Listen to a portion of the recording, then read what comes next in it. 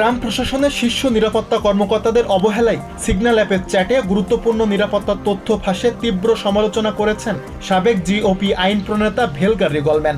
রবিবার MSNBC-কে দেয়া সাক্ষাৎকারে কর্মকর্তাদেরকে সরাসরি বোকার দল বলে অভিহিত করেন তিনি।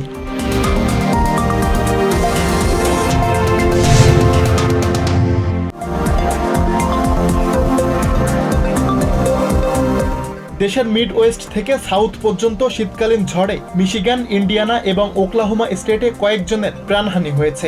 ন্যাশনাল ওয়েদার সার্ভিস জানিয়েছে, ঝড়ের প্রভাবে সবচেয়ে ঝুঁকির মধ্যে আছে মিসিসিপি, ওহাইও এবং টেনেসি ভ্যালির বাসিন্দারা। এর মধ্যে আরকানসা, লুইজিয়ানা এবং টেক্সাসে বিশেষ সতর্কতা অব্যাহত আছে।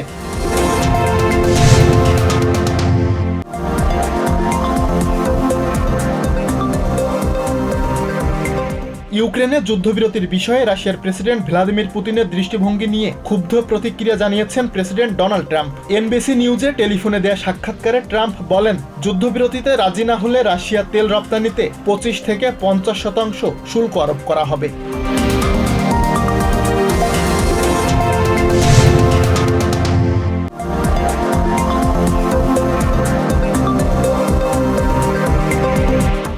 প্রেসিডেন্ট ডোনাল্ড ট্রাম্পের অভিবাসন নীতির বিরুদ্ধে টেক্সাসে বিক্ষোভ সমাবেশ করেছে ডালাসের ল্যাটিনে কমিউনিটি। দ্বিদলীয় সংস্কারের দাবিতে এই বিক্ষোভ মিছিলে যোগ দেন হাজারো মানুষ। তাদের সাথে সংহতি জানিয়ে কর্মসূচিতে যোগ দেন ডেমোক্রেটিক কংগ্রেসম্যান অল গ্রিন।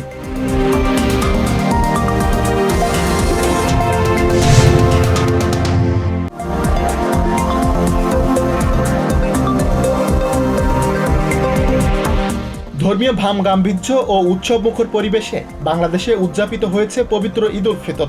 রাজধানী ঢাকায় জাতীয় ঈদগাহে পবিত্র ঈদ উল ফিতরের প্রধান জামাত অনুষ্ঠিত হয়। নামাজের পর মোনাজাতে দেশের শান্তি সমৃদ্ধি কামনা করে বিশেষ দোয়া করা হয়।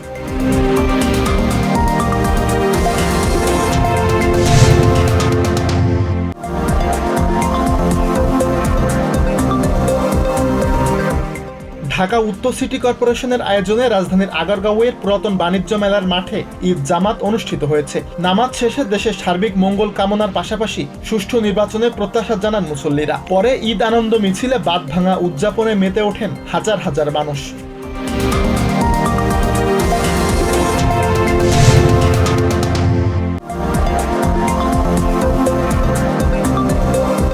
বাংলাদেশের অন্তর্বর্তী সরকারের প্রধান উপদেষ্টা ডক্টর মোহাম্মদ ইউনুস বলেছেন, এবারের ঈদ অত্যন্ত গুরুত্বপূর্ণ। পারস্পরিক দূরত্ব থেকে সবাইকে সরে আসার আহ্বান জানান তিনি। সোমবার রাজধানীর তেজগাঁওয়ে প্রধান উপদেষ্টার কার্যালয়ে নানা শ্রেণী পেশার মানুষের সঙ্গে ঈদের শুভেচ্ছা বিনিময় অনুষ্ঠানে এসব কথা বলেন প্রধান উপদেষ্টা।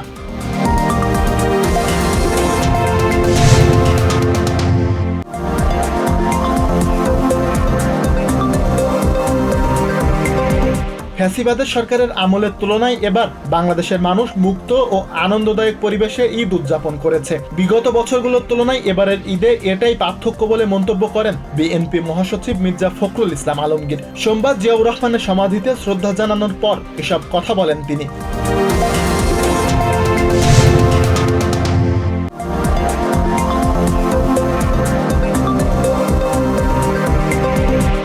আমেরিকা সংরক্ষণবাদের ভুল পথ নিয়ে সতর্ক করে কানাডার পাশে থাকার প্রতিশ্রুতি দিয়েছেন বিদায়ী জার্মান চ্যান্সেলর ওলাফ শলজ।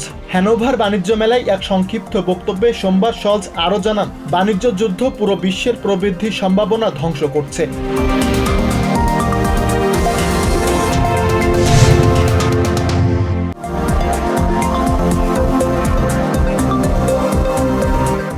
রূপকথার গল্পের মতো নোভাক জকোভিচকে ফাইনালে হারিয়ে মায়ামি ওপেনের শিরোপা জিতলেন চেক রিপাবলিকের তরুণ টেনিস তারকা ইয়াকুব মেনসিক। ফ্লোরিডার হার্ড রক স্টেডিয়ামে শিরোপার লড়াইয়ে 7-6, 7-4, 7-6, 7-4 গেমে জিতে ইতিহাস গড়েন 19 বছর বয়সী মেনসিক।